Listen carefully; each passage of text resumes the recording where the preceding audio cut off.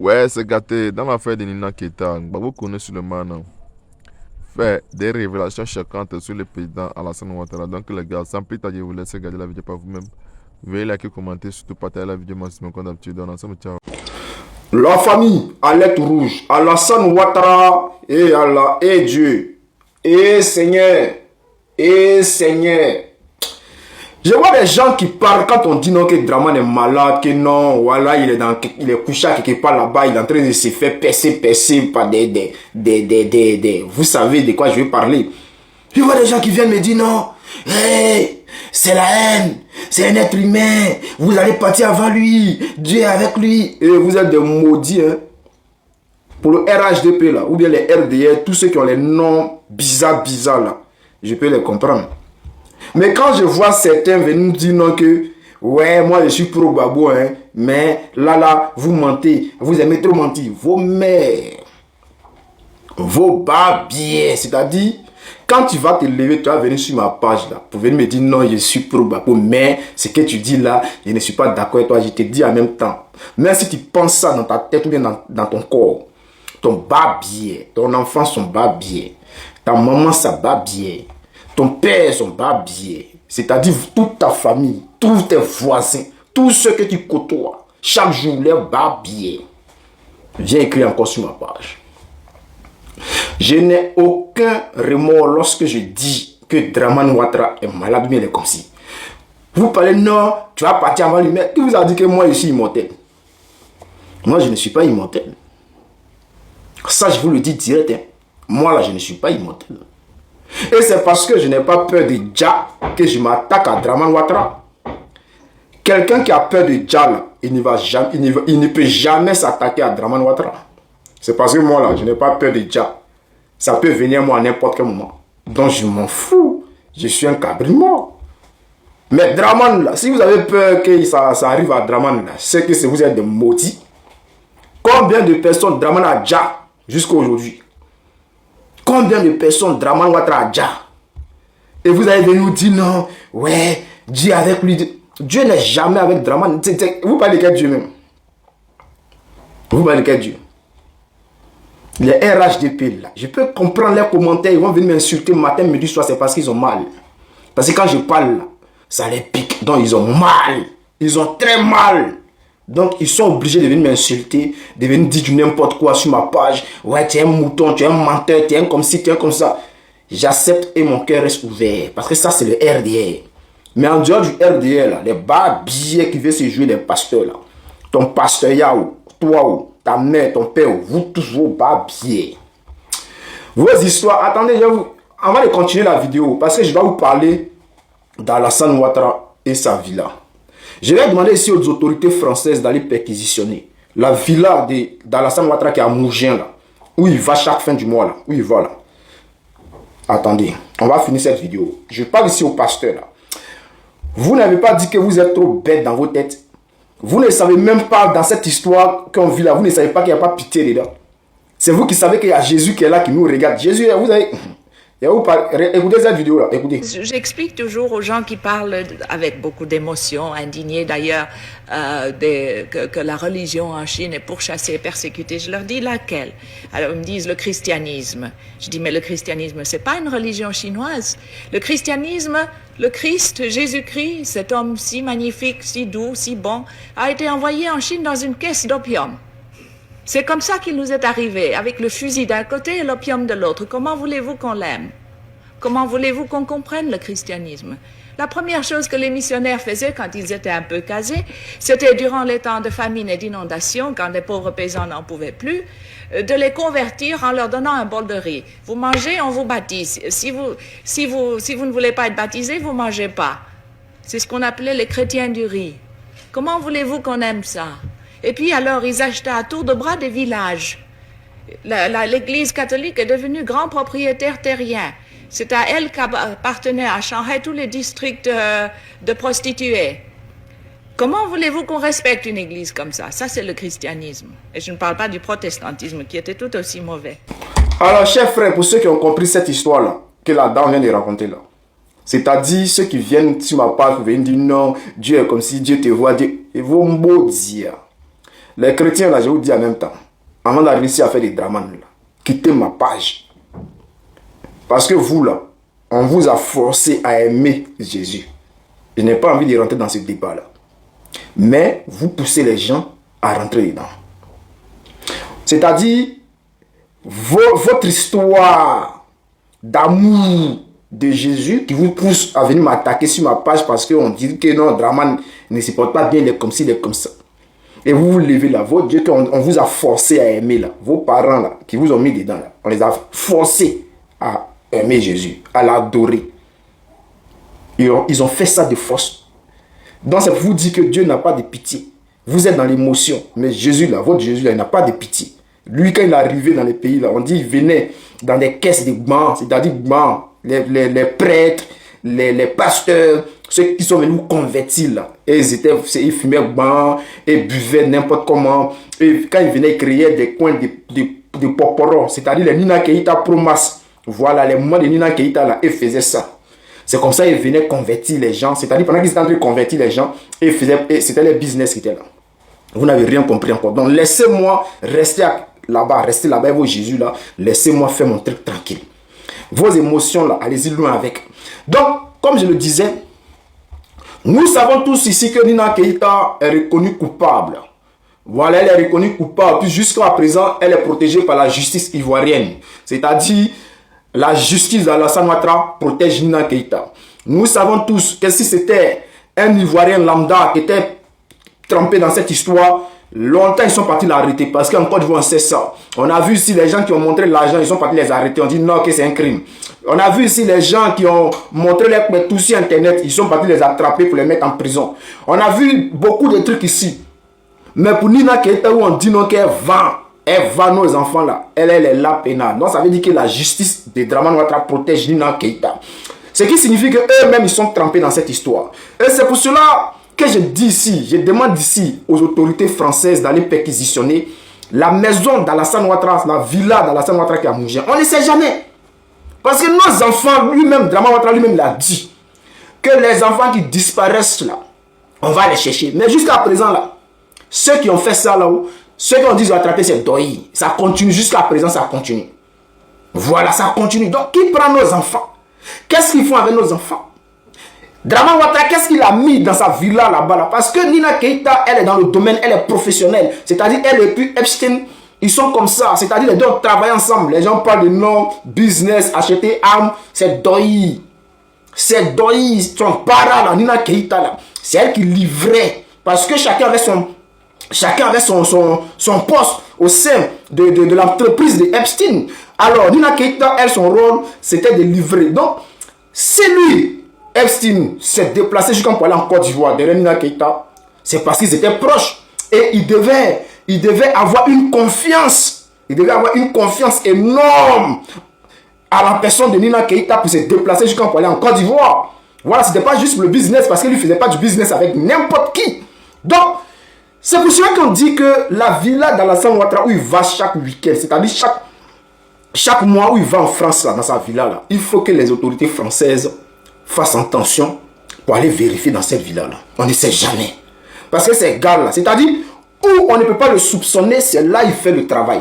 Donc on doit aller perquisitionner la villa d'Alassane Ouattara à Mougien. On ne sait jamais. Parce que c'est l'oncle de Nina Keita. C'est la même qui travaillait main en main avec Epstein. Donc c'est très important. En Côte d'Ivoire, les Français ne peuvent pas aller perquisitionner la maison de Nina Keita ou bien les domaines d'Alassane Ouattara. Mais en France, c'est étonnant. C'est vrai, le vieux, il est malade, c'est vrai. Mais chaque jour, chaque mois, venez en France. Il vient faire quoi? Et puis quand il vient en France, il rit, ses dents sont dehors, il est content. C'est un peu comme quand il vient, il y a quelque chose qui change. Ce n'est pas le soignement seulement, ce n'est pas les piqûres, l'adrénaline qu'on met dans son corps, mais il y a quelque chose qui n'est pas net. Et c'est pour cela qu'on demande aux autorités françaises d'aller perquisitionner sa maison. On ne sait jamais. On ne sait jamais. Ce qu'il fait dans cette villa-là, les gens disent, oh c'est en France. En France ici, mais les gens font pire que ça. Vous voyez les maisons, quand vous arrivez dans les quartiers, les maisons fermées, comment. Mais, 2, 3... Un jour, quand vous allez vous lever, ils vont vous dire, maison ça là, voici ce qui s'est passé, voici ce qui s'est passé dedans. Parce que les maisons sont toujours fermées. C'est pas comme en Côte d'Ivoire où tout le monde peut rentrer chez tout le monde. Non, hein? Ici, là, chacun dans son coin. Il y a des voisins, là. Ils sont voisins comme ça. Ils ne vont pas se voir pendant des mois. Ou bien ils ne vont pas se dire bonjour pendant des années. Donc ici, c'est chacun dans son... Donc lui, sa villa, où ça y est, là. Ce qu'il fait dedans, là, il doit nous expliquer ça. Puisque c'est Nina Keita qui gère le business de Epstein. Vu que Epstein n'est plus là, est-ce qu'elle n'a pas hérité? Les gens me disent, non, oh, tu abuses, ce que tu dis. Ce que je dis vous fait mal. C'est parce que ça vous fait mal que vos cœurs n'acceptent pas. Mais normalement, là, ton cœur, là, c'est-à-dire ce que je dis doit te faire mal, mais ton cœur doit accepter. Parce que c'est la vérité. Et tout ce que je propose simplement, c'est d'aller vérifier dans cette villa-là. Donc j'interpelle ici les autorités françaises, d'aller perquisitionner, d'aller vérifier ou bien d'ouvrir une enquête à l'encontre d'Alassane Ouattara qui a une villa. Bon, il a beaucoup de maisons en France, mais surtout à Mougins, ce qui est là-bas, là, il faut qu'ils aillent vérifier. Parce que Nina Keita était, c'est-à-dire la bras droit de Epstein en Afrique. C'est-à-dire c'est elle qui gérait tout. Vous avez vu avec ce qui s'est passé au Sénégal. Nina Keita était impliquée dans cette histoire au Sénégal avec Epstein. Donc, Nina Keita n'est pas n'importe qui.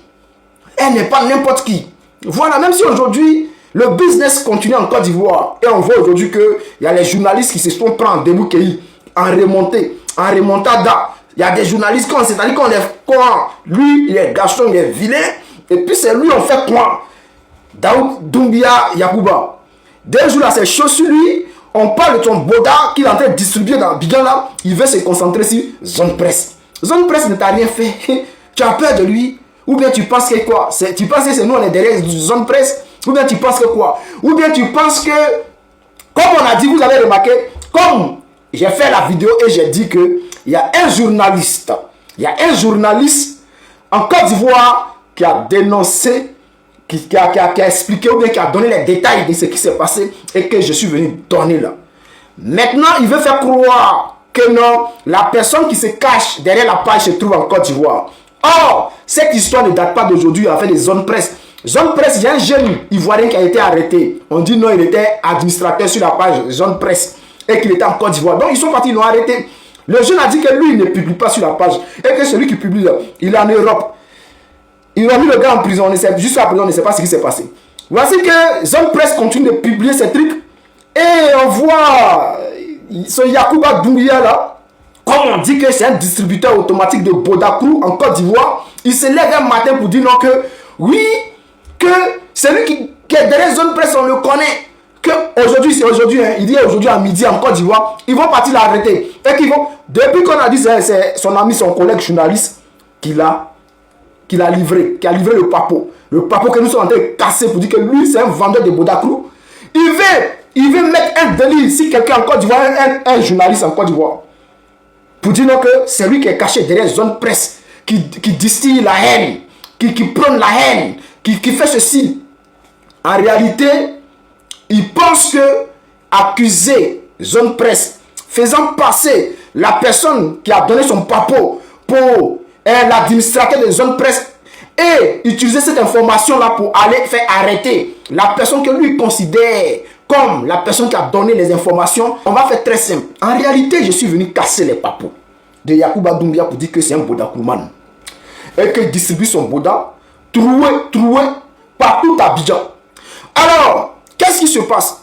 Voici que ce monsieur appelé Yacouba Doumbia, celui-là même qui distribue, le journaliste qui distribue son Boda en matière de messie, milieu de terrain, passe à gauche, passe à droite, passe au milieu. Ce monsieur-là veut mettre un délit ici, un journaliste en Côte d'Ivoire, faisant passer le journaliste comme celui qui est administrateur de la page qu'on appelle Zone Presse.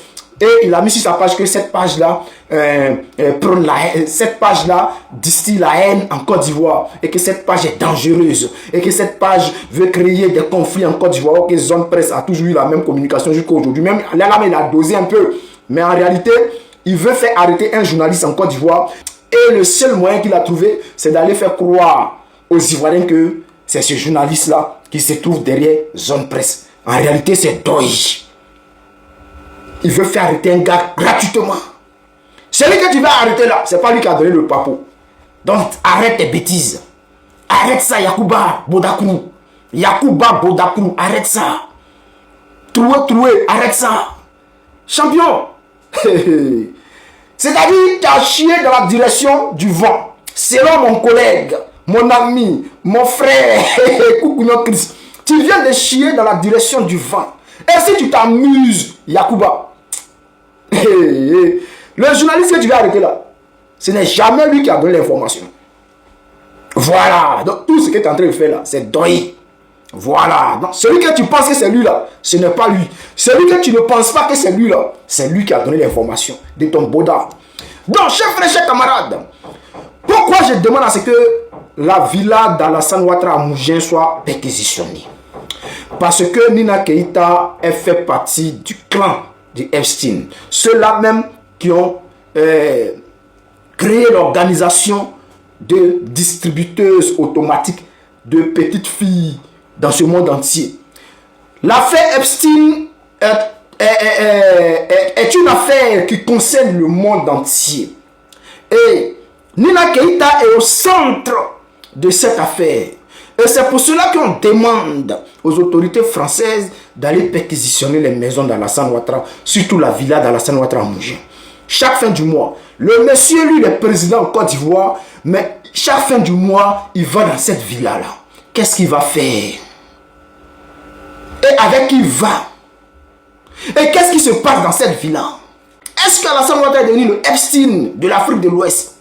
Parce qu'on sait que Nina Keïta, elle a les moyens de ça. Elle connaît le mouvement. Elle sait comment ça se passe. C'est elle qui gère du côté Afrique pour Epstein.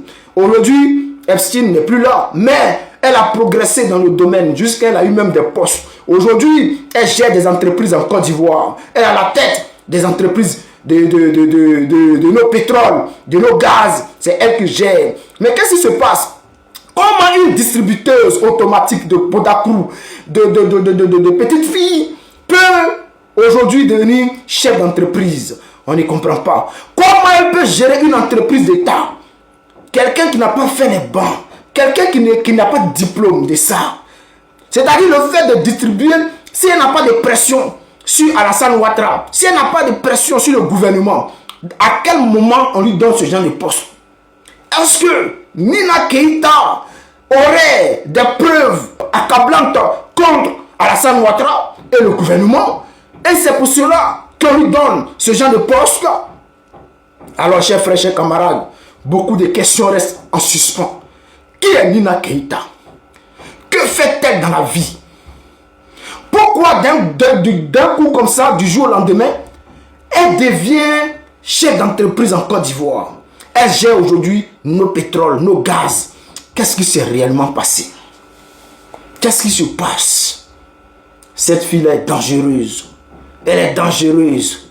Et vu qu'Alassane Ouattara marche avec elle, main dans la main, bras dans bras, coude dans coude, côté de côté, ça veut dire qu'il y a quelque chose qui ne va pas. Lui, Alassane Ouattara lui-même, il faut vérifier. Il faut aller vérifier dans sa villa à Mougins. Parce que c'est là-bas qu'il passe le plus de temps. Est-ce que lui aussi, il n'est pas dans cette histoire de Bodacrou de petit? Bon, lui, on sait. Bon, selon les informations, il paraît que lui-même, Draman, André Yacouba Doumbia. Donc, chers frères, je ne vais pas dire, je vais pas en dire trop, pour ne pas que ça dure. Parce que je vais prendre le temps d'étudier le dossier et je vais ressortir.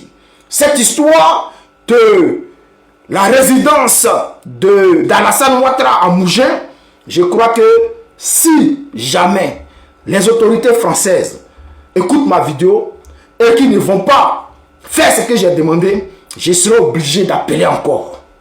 D'appeler parce que là c'est une vidéo que j'ai faite. Mais je pense que je vais appeler directement pour expliquer le problème.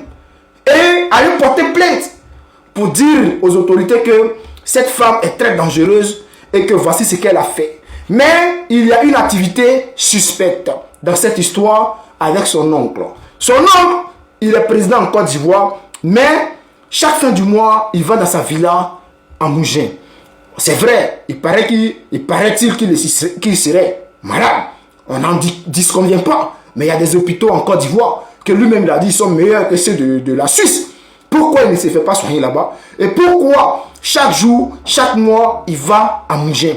Cette question reste posée. Il faut vérifier. Alors, chers frères, chères autorités françaises, si vous ne voulez pas vérifier ça, je vais encore toucher la haute cour de justice française pour essayer de voir clair dans cette histoire d'Alassane Ouattara. Pourquoi chaque mois, chaque fin du mois, il est dans cette villa-là. Il va nous expliquer. Alors, chers frères, chers camarades, si tu crois que Dramane Ouattara fait partie de cette histoire, alors n'oublie pas, mets un pouce et puis partage la vidéo. On est ensemble.